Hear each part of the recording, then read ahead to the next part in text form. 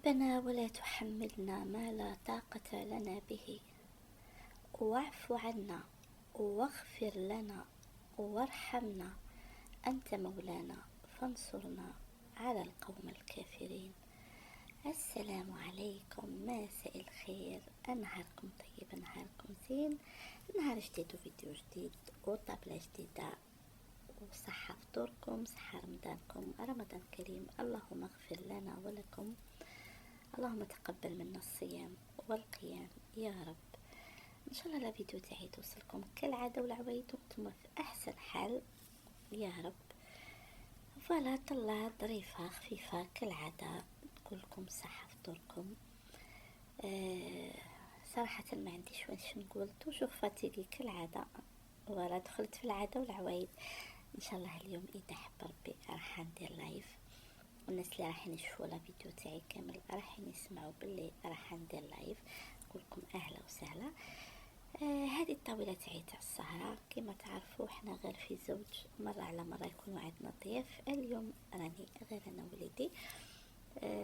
هذه هي الطاوله تاعي تاع اليوم، منوره بكم ان شاء الله وبتعاليقكم اكيد ان شاء الله وباذن الله. فوالا هذه هي ان شاء الله يا ربي الطاوله تاع اليوم مع الالوان الباهيه الزاهيه. كامل عارفين انا من محبين الالوان، يعني كل الوان، ما عنديش لون مفضل، كل الوان يعني بدون استثناء نحبها، سواء في اللباس، في الاكل، في البيت. ان شاء الله الطاقم تاع اليوم او الطاوله تاع اليوم اللي هي خضراء، اللون المفضل عند النبي عليه الصلاه والسلام، اللون المفضل عند المسلمين. طاوله بسيطه كالعاده لكن تبقى توجور باهيه وزاهيه وانيقه وجميله بالتعاليق تاعكم، بلي جيم، بلي كومونتير تاعكم.